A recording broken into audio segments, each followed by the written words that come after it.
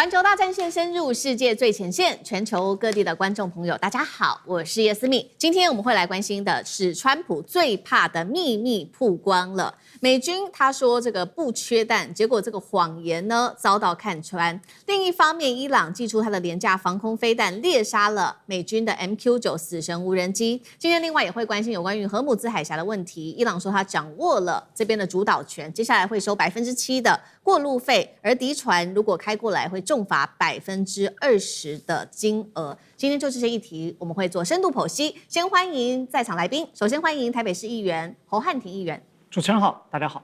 资深媒体人彭华干哥。思敏好，大家好。陆军退役少将厉正杰将军。思敏好，各位观众大家好。好，观众朋友，这周的最后一天，周五了。提醒观众朋友，环球大战线的我们的会员频道已经成立了，赶快！现在还有好多人还没有加入我们的这个战友，按下加入键哦，在环球大战线频道就可以成为我们的战友了。那今天一样的，希望跟我互动的写下思敏我在哪一个城市收看，我会亲自的来做回复。今天有关于美伊战事要赶快来关心到，首先我们等一下列出的3个火线话题一样，我们会请来宾来帮我们做解析。第一个，伊朗它掌握了荷姆兹的新规则，现在呢，从原本的封锁战也已经变成一个全面的一个有制度化的管理。川普现在陷入的则是在另外一边油价跟选举的压力。第二件事情，美军的弹药危机正式曝光了，现在川普非常生气，怒控说，接下来只要有人泄密说什么美国有缺弹药这些话的话，就要坐牢哦。那么伊朗现在也等于是看穿了美军的军事底牌了吗？持续的强化攻击。最后就是来关心军事面了，今天会来看到是谁哪一架战机打下的 MQ9， 另外也会来看到伊朗它的武器，不管是阿拉什防空系统或者是梅萨格等等，他们是如何借由这种低成本的防空网来获取空优的。今天会做深度的剖析。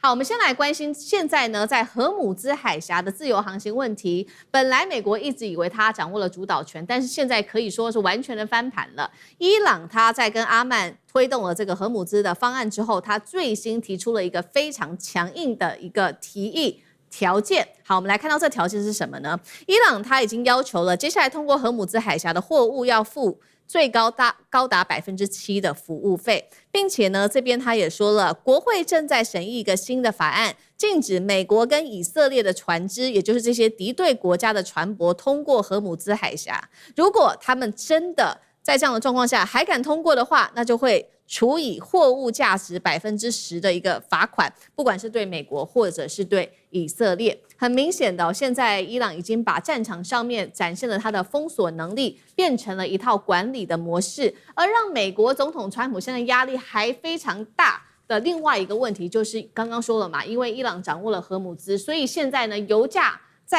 再次的快速飙涨了。来看到昨天布兰特原油单日价格上涨幅度3.83%，今天一度又再上升到了$83以上。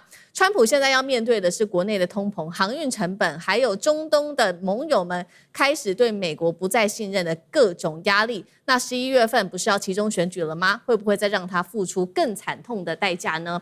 今天节目一开始先请教汉廷怎么看了伊朗封锁的荷姆兹，现在说呢，这个最高收费服务费7%，对这些敌对船只最高罚20%的货物的这个价值哦。那么战场的封锁已经变成制度化管理了吗？油价不断的飙升，对于川普接下来的影响，汉廷怎么看？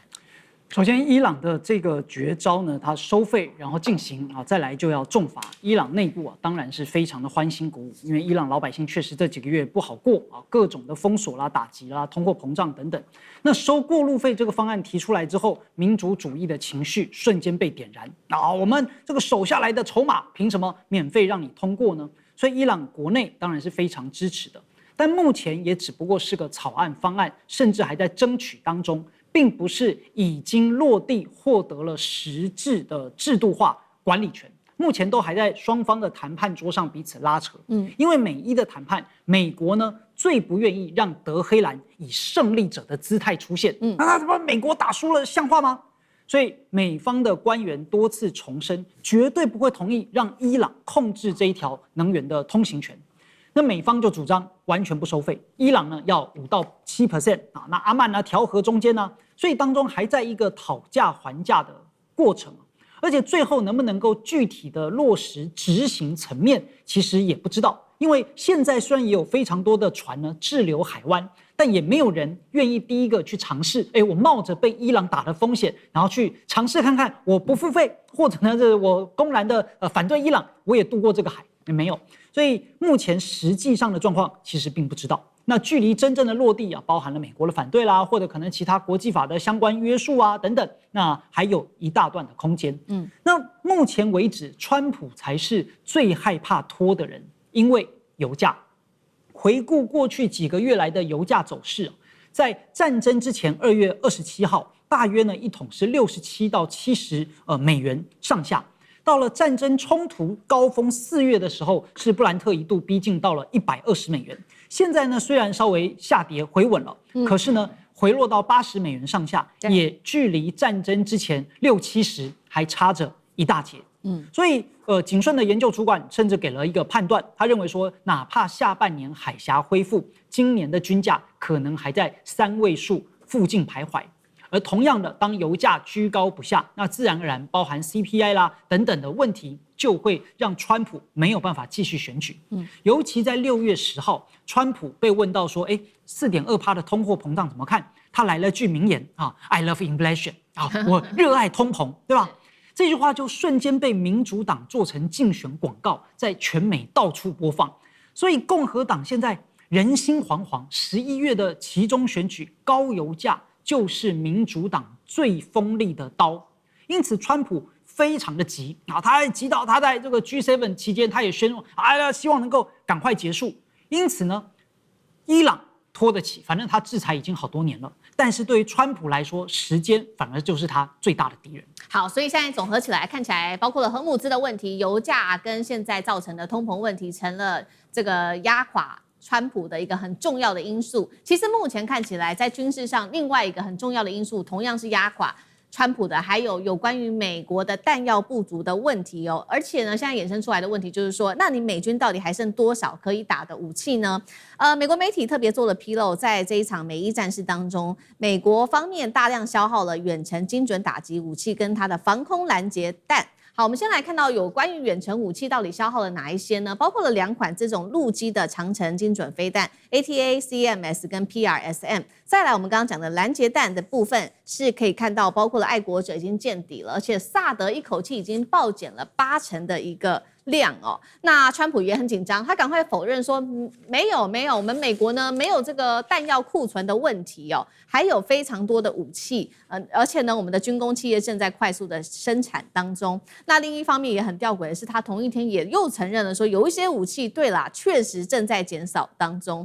好，有一件事情比较夸张的事情是，川普呢最新他要把泄露军火资讯的这一些人视为叛国罪，而且呢，他要求找出这一些泄密者，威胁要让这一些人士坐牢。《华尔街日报》针对于川普的这些动作做了一个评论，认为川普这么担心消息泄露，就是怕伊朗掌握了消息会威胁美国在谈判桌上面的一个谈判的能力。好，首先是为什么川普要这么害怕所谓有关于美国的弹药库存的资讯被泄露出来？然后还说，如果真的抓到他们这些人的话，要让他们坐牢，这是第一件事情。第二个事情是说，从军事角度上来说，如果敌人真的知道了美方的弹药深度的话，会影响到战场吗？那厉将军这2个问题怎么看？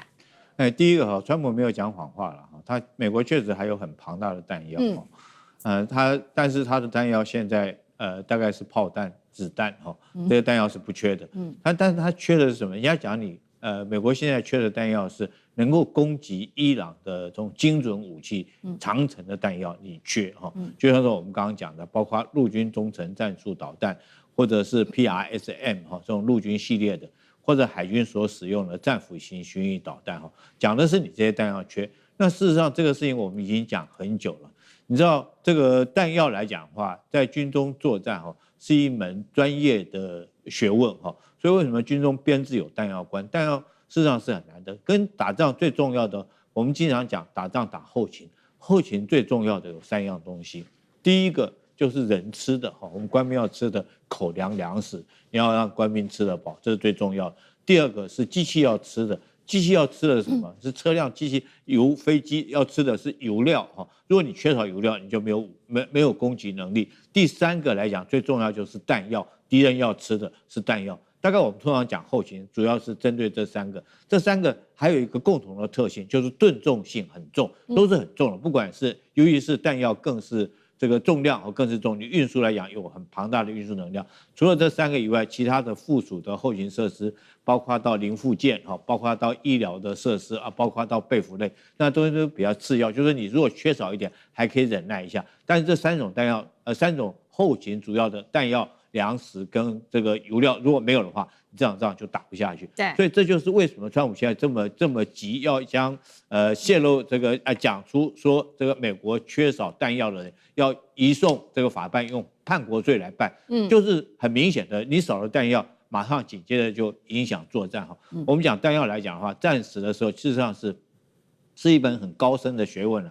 譬如说我们当过兵都知道嘛哈，这个当兵的时候，在单兵基础训练的时候，兵跟兵之间都会讲说，子弹班长下达命令的时候，子弹消耗1/3要立刻提出回报哈，是因为你后续来讲，你还有2/3备用来打，这时候后面的弹药兵就要将弹药补充上来。那营连级以上，我们讲的是基本西行量。你今天你是攻击部队啊，给你有多少辆车子，你可以带多少炮弹，多少车子，都是预定好的。那如果说是你是主攻部队，我就给你多的补充量哈。那如果说我们通常在攻击的时候，如果说是这个弹药缺少的时候怎么办？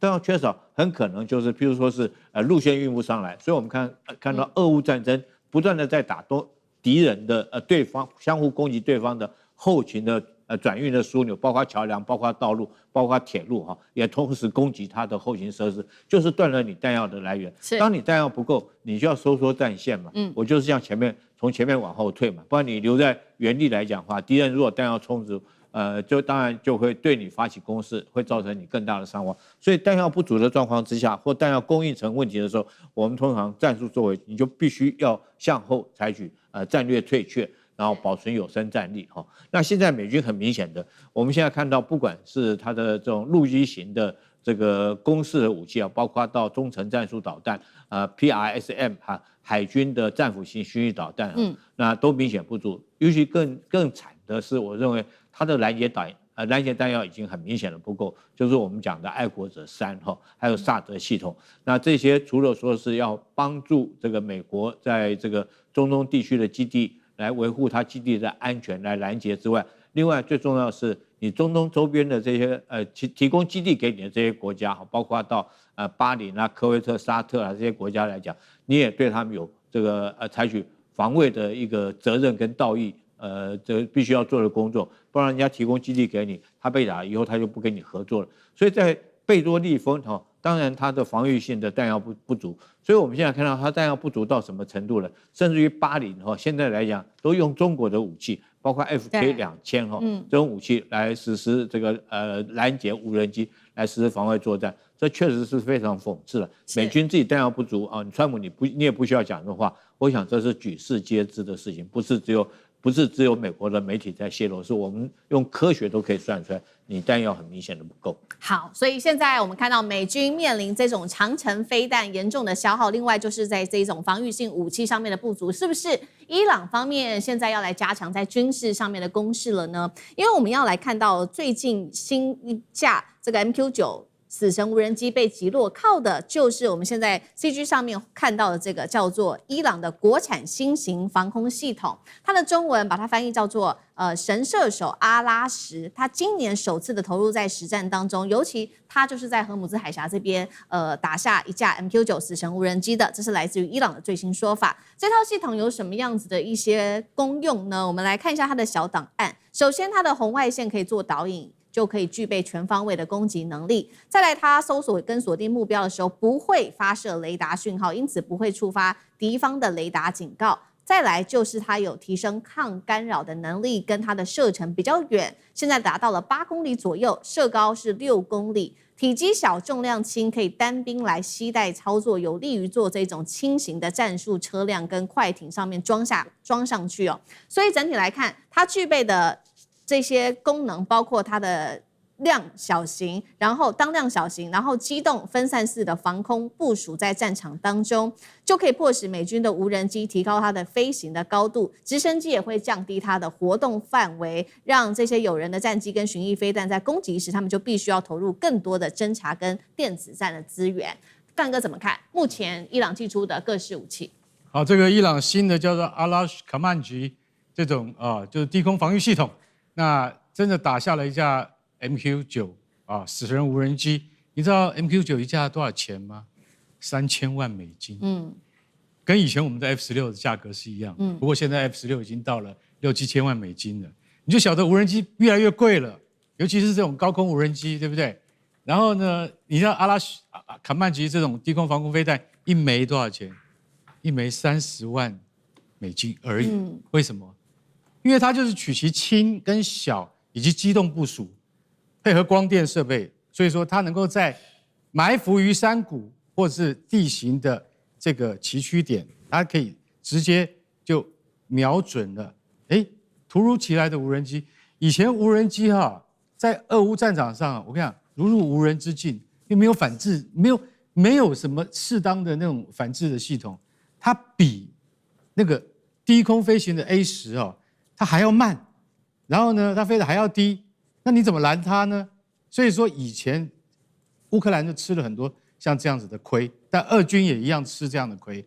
可是现在像伊朗这个就是神射手这种武器，它出来之后，你就会觉得说，死神是专门看我们的，现在我们来看你，对，因为以前 MQ9 都是它在，你知道它可以滞空多久吗？它可以滞空到19个小时，一整天都在你头上飞，你就会觉得，一天只有24小时，它可以滞空19个小时，你就会觉得这个飞机永远都在盯着我看，很可怕。为什么？因为你很难抓它，不容易抓得到它，它不是标准的系统。什么叫标准的系统？标准的系统就是你是高速侵入的战斗机，那个都是音速或是接近音速的，然后我们用昂贵的雷达捕捉系统来捕捉你，你就会觉得那是一整套现代化作战应该是这样。伊朗现在的观念不是这样。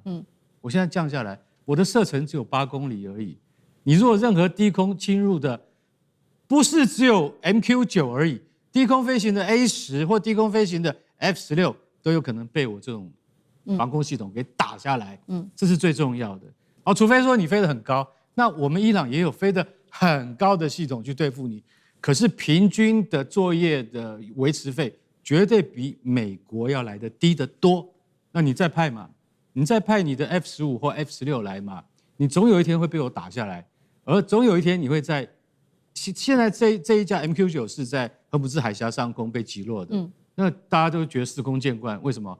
因为荷姆兹海峡美军不可能派有人战机去，太危险。那都是无人机去在那边，那无人机只有一种，就 MQ9。所以 MQ9 被打下来是很司空见惯的事情，不奇怪。可是现在如果说他现在已经被打下来，他就会再被打下来。他如果再被打下来的话，美军就要想说，是不是不能再派 MQ9 去？我要派别的飞机去。代表什么？这件事情最大的意义是在，这不是什么高昂精密的系统，但是它对于美国的前线侦察已经直接造成了威胁。所以中央司令部，你现在要想说，我现在要发动下一次的攻击，是不是要把这些飞弹阵地给打掉、打光？我们的无人机或我们的低空战机才能够保持我们的有生力量。所以这件事情就变成他们美国军方一个很头痛的问题了。好，谢谢干哥。那我们休息一下，马上回来。观众朋友们，我们要开会员频道啦！因应呢美中、中东还有印太的乱局，你看到的是新闻，我们看到的是背后谁在操控这个世界。加入会员可以取得独家视角的通行证，你将优先取得更深的观点判读，包括了核心真相分析、历史脉络拆解、局势推演逻辑。同时解锁会员勋章、优先互动权、问题解析、幕后花絮，支持我们制作高品质的影片。点击下方的加入键，一起成为战友吧！我们会员频道见。好，来关心的是机械狼现在抢滩，另外四川舰电磁弹射也亮相了。解放军现在可以说是打了这场 AI 的立体军团战哦，到底战力如何？等一下我们来做评估。另外呢，川普砸了9兆，这个是换算成新台币的价格哦，打造15艘的巨舰，飞弹堡垒打得过无人机，来自于解放军的无人机机群吗？今天就这些议题，我们会做深度的剖析。好，未来的战争到底是属于川普现在这一派的，也就是成千上万不怕死、不会疲惫的这些无人军团，这解放军派的，还是属于这种造价数百亿美元、火力可以毁掉非常多的超级战舰呢？今天我们来做一个解析哦。中美之间的竞争，我们先来看，因为中国大陆呢，它特别祭出了它的制胜的宣传片，当中可以看到机械狼取代了士兵，而且呢，这些机械狼看起来战力非常的强，还可以在上头搭载不管是火箭炮或者是机枪等等，做第一线的冲锋攻击。我们先来看一段现场的最新画面。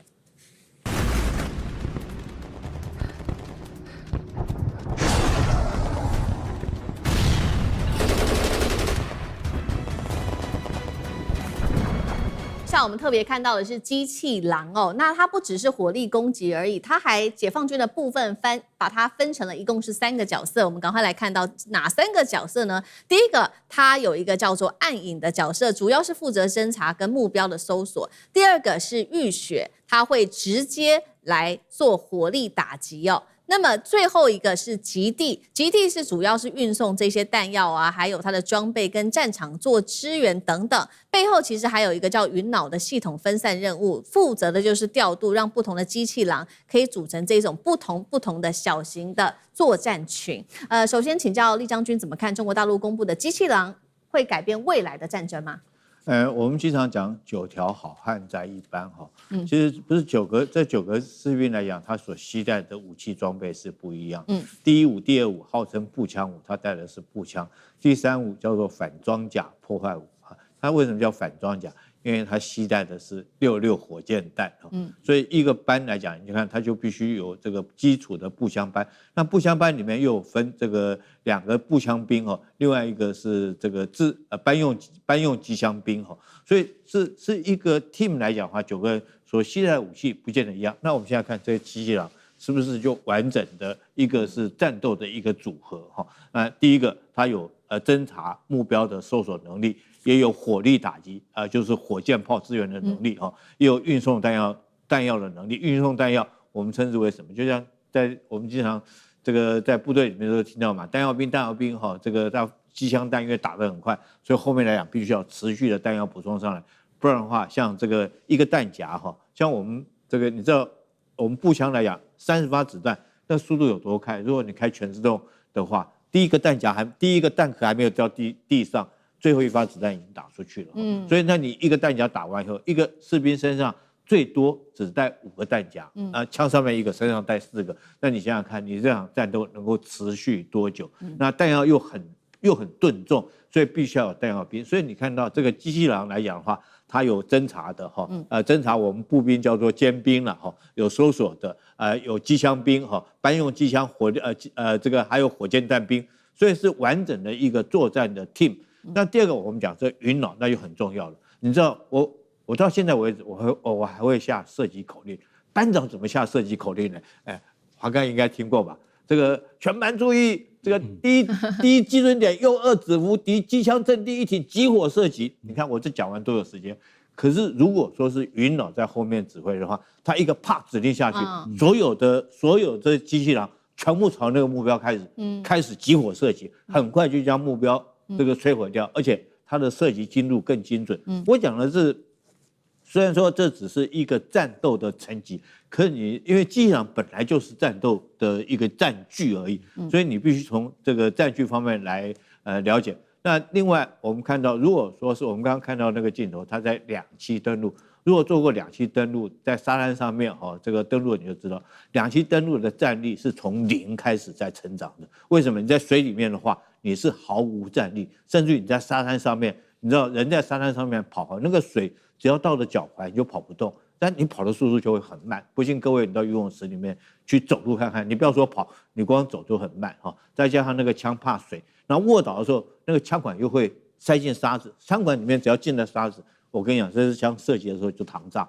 是因为这样来的。后来这个老美在沙漠里面研究一种方法，就像保险套套到枪管上面，就是防止沙子进去。那我们现在看到这种机器狼它这个机枪或者步枪，它是在背上，它就可以就不会有这种沙子或者是说这个脏东西进入到枪管造成膛炸的问题所以我觉得整个机器人的战斗确实是未来战争之中除了无人机之外很重要的一种武器。特别我强调一点，机器人适合什么地方作战呢？适合城镇战。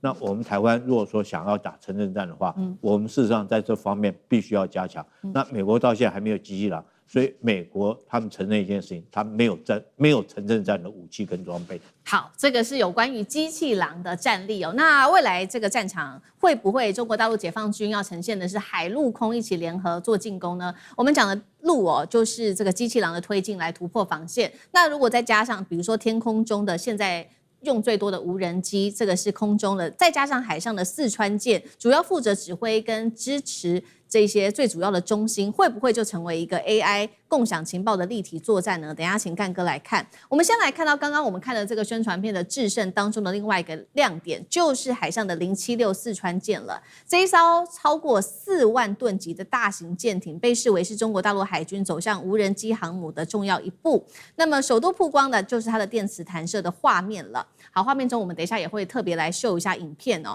那076如果它真的具备电磁弹射的话，它就不是只是传统的2栖攻击了，而且是它可以搭载更多的固定翼的无人机来进行远端的侦察、电子干扰，甚至发动攻击。这种立体性的作战搭配 AI， 干哥怎么看？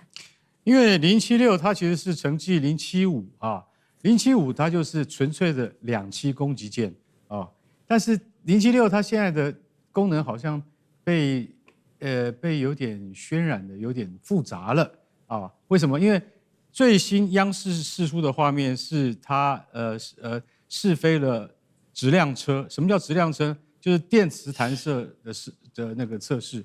因为那个质量车的重量是跟一架歼35完全一模一样的。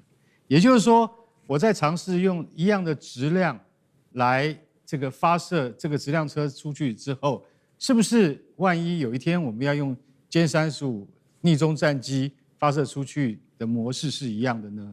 现在就在修正这个问题，你知道，因为歼35还没有正式上那个076的这个甲板，但是呢，不是光是这个质量车也要测试歼35之外，还可以测试空警600，还可以测试其他的，比如说歼15战机等等。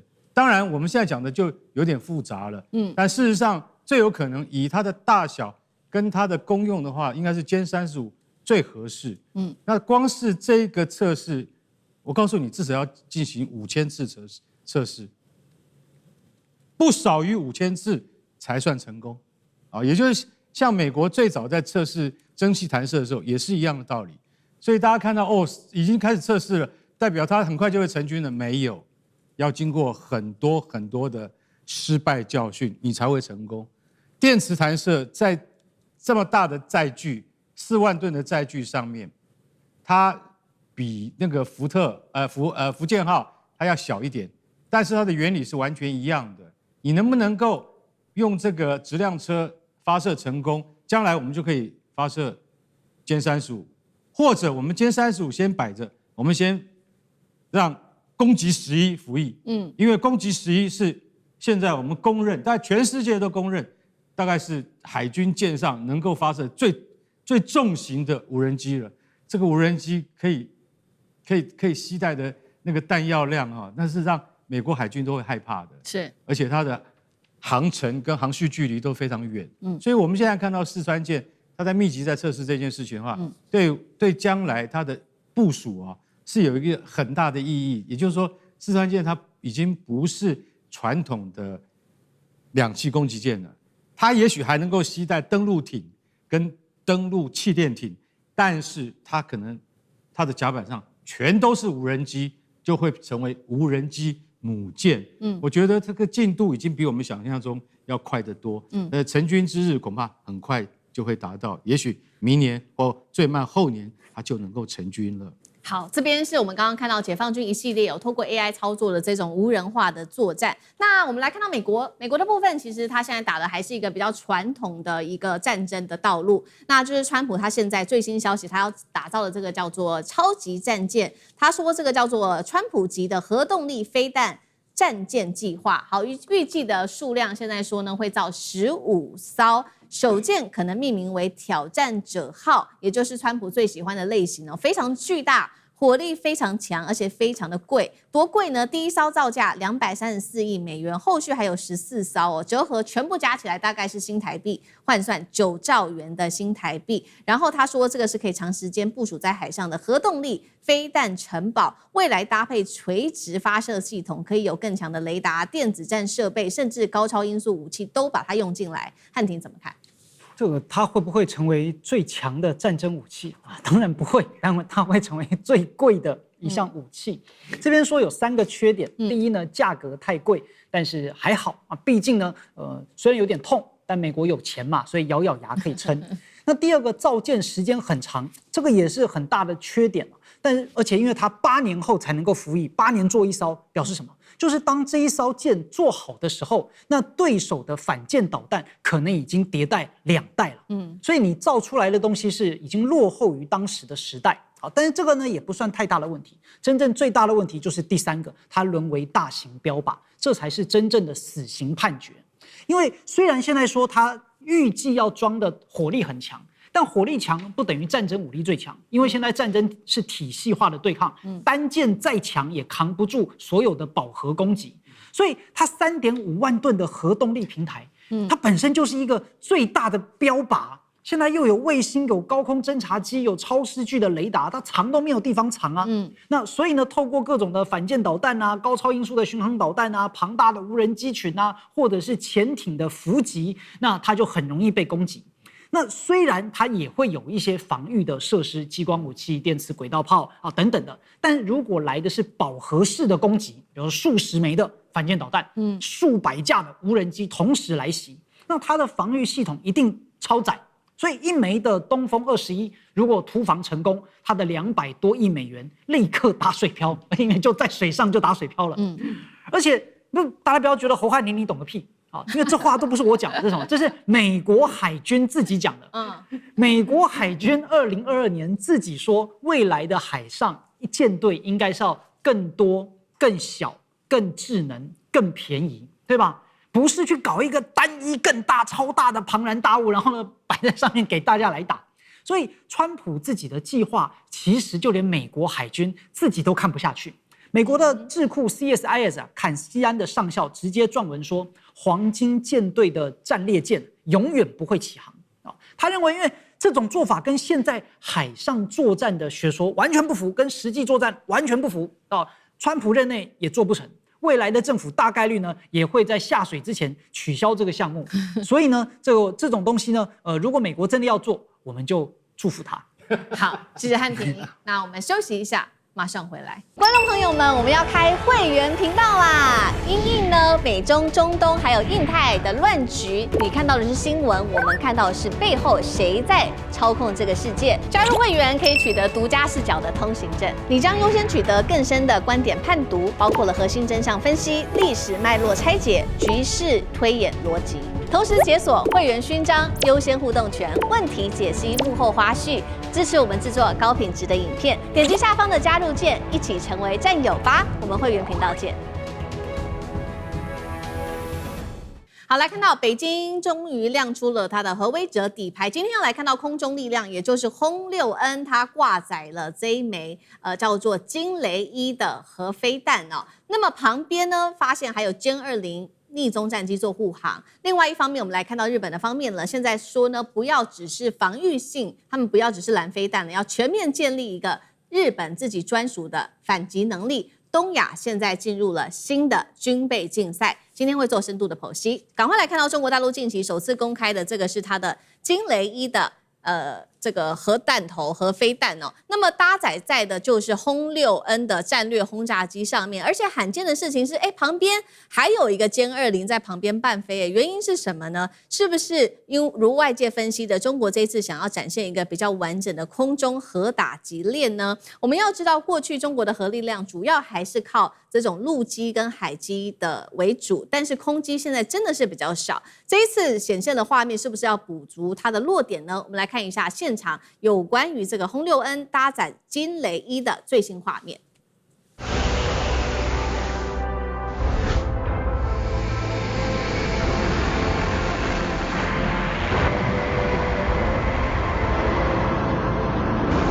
好，所以我们刚刚说，这个中国大陆过去的核打击能力主要是在陆基跟海基，这一次空基上面也再次的展现了它这个一体化的作战当中，包括有逆中战机护航、空中加油机来延伸它的航程，预警机跟指挥系统也会一起来做支援，来突破敌方的防空网。首先就这样子的一个飞弹加上这个战机，将军你怎么看它的战力？这金雷1是去年这个93阅兵的时候，解放军才展示出来，在阅兵典礼上展示出来的这种空中发射的核武器。那这次来讲，我们当然它很多的数据我们并不晓得，它并没有公布。可是有一件事情我们知道，它如果用轰6N 来携带的话，那我们可以了解轰6N 它的最大载弹量可以到15000公斤也就是说，我们看到轰6N 这次只携带这1枚，那可见的这一枚的导弹的重量少说在10000公斤以上这个是我个人来讲，依据轰6N 的载重量来做一个推测的所以如果说到这么重，它当然是射程当然是可以射到非常的远。那第二个，它可以打多远呢？这个它可以打多远并没有公布，可是轰6N 我们知道它的飞行最大的飞行距离是7500公里如果说我们将它折半，它作战半径少说3000公里，但是如果透过空中加油的话，大概4000公里没有问题。如果轰6N 可以飞到4000公里之外，再将这枚重达这个上万公斤的这个导弹金雷1发射出去，它的射程少说是2-3000公里以上。那这样加起来的话，大概我预估了，这是我个人的预估，我从这方面来研判，最少是这个7-8000公里以上。那如果说这个从中国的北边来讲，譬如说是白令海峡，因为前一阵子我们也经常看到中俄经常在做联合的空中战备警巡，那中国的轰6N 也跟俄罗斯的图95在一起联合飞行过那如果说从白令海峡这边这个射程达7-8000公里以上的话，那一定是够得到美国的本土所以我认为这次这个金雷1代表是空中的核打击力量。另外来讲的话，我们看到这个今年上半年的时候，这个解放军就在上个月发射了一枚海中发射的巨浪3的潜射型的这种战略导弹。然后当然在2024年的时候，它更发射了一枚东风31AG 的这枚导弹，这是陆射型的这种战略导弹所以如果说是这次金雷1出现，很明显的，我觉得中国解放军对外表示，它的核打击3位一体都已经到齐了。它不管是陆上的、空中的或者是海里面的3位打击一体这个核反击力量都已经完整的具备。尤其是我记得是在上个月的时候，这个解放军还曾经展示出他们所有的火箭军，从东风5东风61的这种导弹，东风41包括到东风17东风这个27这几款，不管是战略型的核打击的导弹，或者是战术型的，我们讲的是这个关岛快递或者是航母杀手同时展现出来。那我想说，这很大的一个意义的，就是代表中国在这个核武器方面已经非常完备。是大家要晓得，在全世界所拥有核武器的国家是不会打仗的。当中国拥有核武器之后，我可以断定在美国这方面来讲的话，可能投鼠忌器，是不会对中国发动任何军事的行动。好，所以这边我们看到的是中国大陆已经建立好了核三位一体的一个打击能力哦。那另外一方面呢，中国大陆的动作有没有跟日本有一些关系呢？因为日本最新就是在最近，我们看到他特别提出了这个2026年新版的防卫白皮书，这当中其实重点就是说，日本说了，他认为说不可以只做这种防御性的武器，他们要有反击的能力，而且他特别写到说，只拦截飞弹是已经输了一半。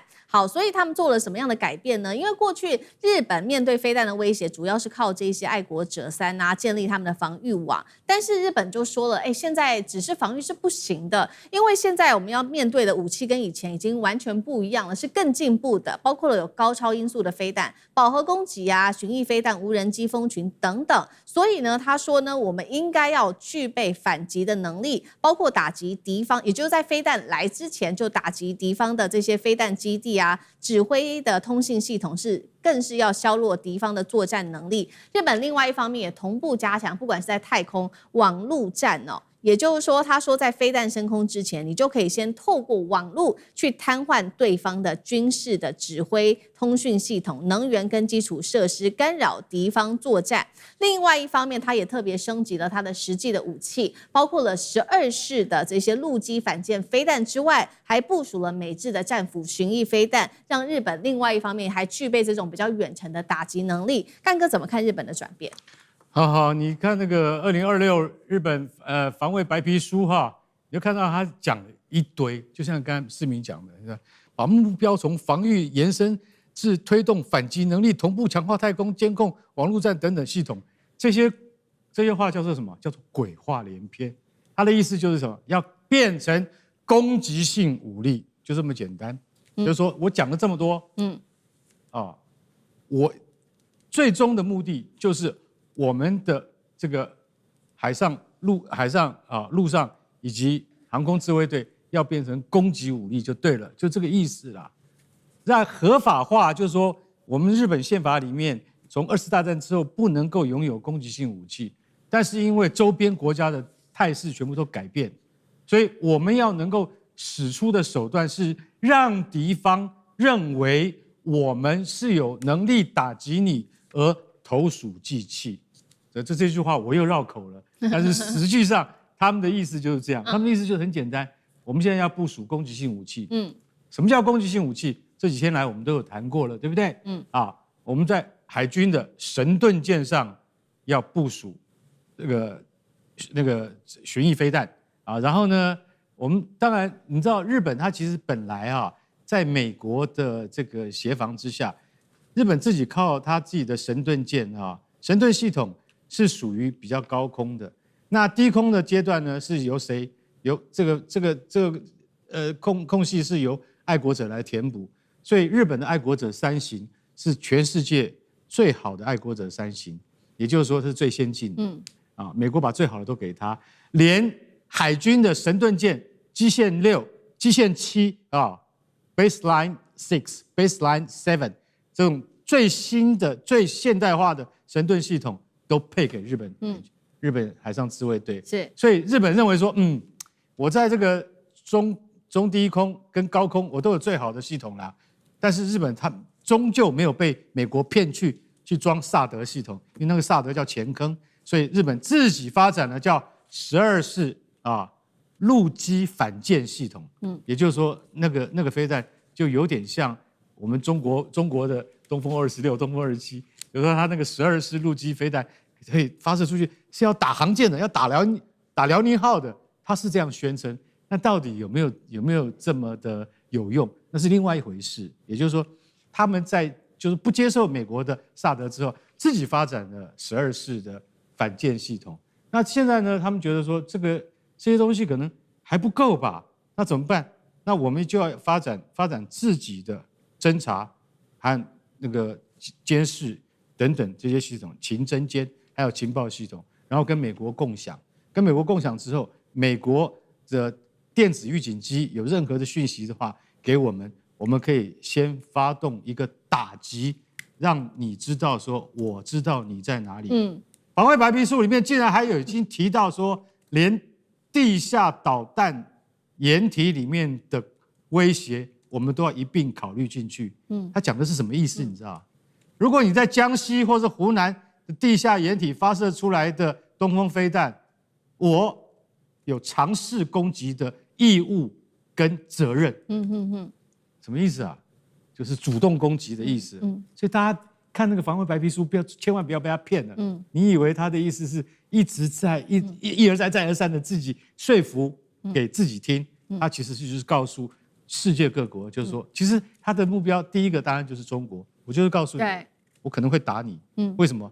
让你知道我打得到你，你不要随便攻击我，这就是高市早苗最终的目的。对，好，这一版新版的防卫白皮书是日本目前防卫白皮书里面史上最厚的，那当中也特别加强扩大了中国威胁论，所以我们看到现在中日的关系在持续的升温。那一方面，我们看到解放军近期在台海这边执行了他的战备军训，包括出动了21架的军机跟14艘的军舰。那高市早苗的部分，我们看到最近比较有争议的事情，它是到了广岛原爆的纪念活动当中，大家又关心到有关于非核三原则，他目前的立场，他只说目前仍维持非核三原则，但是呢，比较吊诡的事情是他没有谈到那未来是怎么样，因为通常呢，在发表这样的意见的时候，都会讲一下那日本未来是打算怎么做。那现在他只说目前是非核三原则，他是支持的。另外一件事情，这个高市这边政府也特别强调，今年底会完成安保3文书的一个修订，要来提升日本的防卫能力。汉庭怎么看目前中日之间的对峙？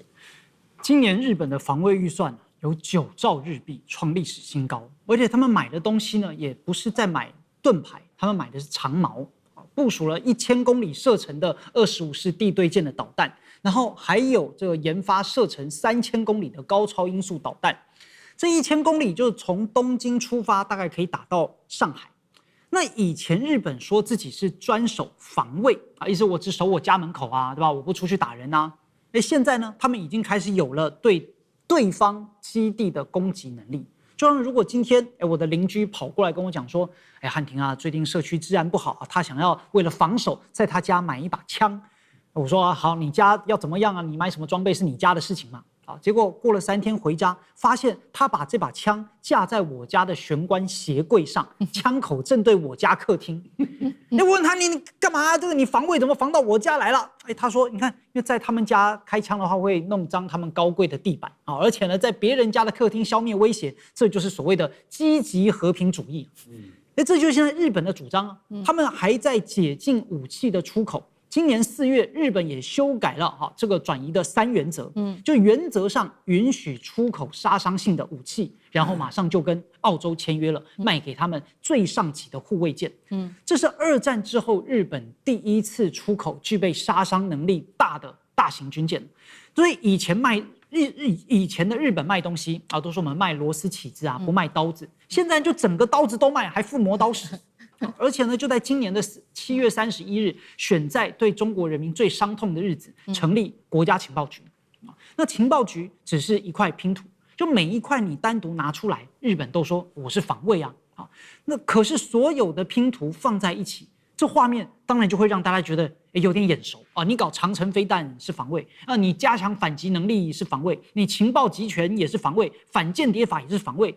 可是当一个过去曾经发动侵略战争的国家，你一边突破了战后的限制，一边你又集中情报，一方面你又开始要增加你的长程打击能力，那自然就会引起大家的怀疑嘛。尤其对中国大陆来说，提起一些质疑，这个不叫做多心，这是基本的警觉，对吧？所以不论是和平宪法的第9条，结果现在呢，它要实质突破。专守防卫呢，那它也转向变成了主动的嚇阻跟反击。5核3原则呢也要修改，武器出口禁令呢也在修改。所以日本正在从一个经济大国悄悄转型成一个军事大国。好，谢谢汉庭。那我们休息一下，马上回来。观众朋友们，我们要开会员频道啦！因应呢美中、中东还有印太的乱局，你看到的是新闻，我们看到的是背后谁在操控这个世界。加入会员可以取得独家视角的通行证，你将优先取得更深的观点判读，包括了核心真相分析、历史脉络拆解、局势推演逻辑。同时解锁会员勋章、优先互动权、问题解析、幕后花絮，支持我们制作高品质的影片。点击下方的加入键，一起成为战友吧！我们会员频道见。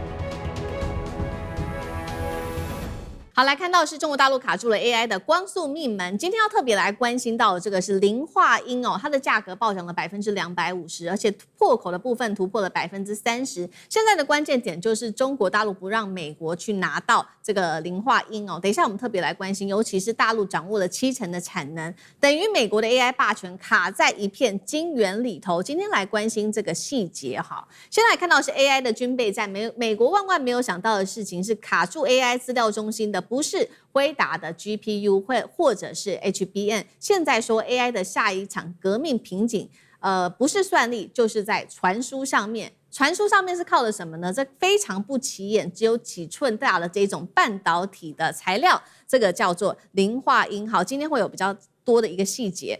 未来的 AI 资料中心不只是比谁的 GPU 比较强了，我们要特别关心到说，让这些数十万甚至是100万颗的 GPU 可以来做高速的一个沟通哦。当你的 AI 的资料变得庞大，资料中心里面有很多的 GPU 的时候，真正拖慢速度的不是算不算得快，而是这些大量的资料能不能互相去流通。那我们就把 GPU 比作是 AI 的大脑，如果没有高速传输，就像是拥有超级的大脑，但是没有这些神经系统。那我们看到磷化铟它的功能是什么？就是把电变成光，产生这种高速雷射讯号的关键材料。但是现在呢，其实也有另外一个问题，就是呢，路透社特别提到，磷化铟现在是 AI 资料中心的供应链当中最关键的瓶颈。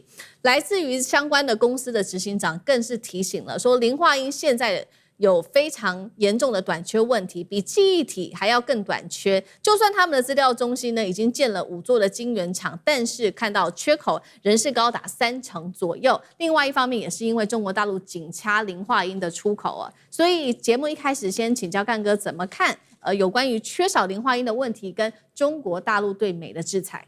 最热门的题材叫磷化铟，很多人不晓得这是什么东西，对不对？磷化铟到底是什么？那么重要？为什么有一个人跑出来讲话，叫做光通讯的元件大厂 Lumentum 的经理，他出来讲话，他说：“我告诉你，现在啊，磷化铟要比以前记忆体短缺的时代还要严重。我们已经盖了5间工厂来生产磷化铟了。可是我可以告诉你，未来几年磷化铟的短缺会达到30%。那磷化铟究竟为什么那么重要？因为它有3大特点。”它有3大长处，什么东西都取代不了它，什么钨啊、锗啊这些，它们的用途都不一样的。所以磷化铟它有它的特性，它具备了什么？直接能系，还有极高的电子迁移率，还有高耐热性跟抗辐射，它的3大特性，你用任何其他的那个贵金属元素，通通不能取代它的特性。所以我跟你讲，有一个人叫黄仁勋。黄仁勋自己投资的，我刚才讲那个 Lumentum， 就是全世界最好的这个光通讯的那个厂商，他投资20亿美元，然后他再投资了 Lumentum 的对手叫做什么？叫做 Coherent 的大厂，他也投资，你就2个工厂他都投资，2家是对手他都投资，为什么？因为黄仁勋早就已经看出磷化铟这个东西。将来会让 NVIDIA 的晶片这是它就说会影响到它整个品质跟整个出货，所以他老实讲，他很早就已经看到了。那这一次川普不是去访问北京吗？那这个 Coherent 的执行长呢，他就跟着川普去，然后一去到中南海，他找到相关官员，他说：“拜托，你们从去年开始禁止铟就是铟这个金属的出口。”你把我们害死了，你知道吗？可不可以开放一下？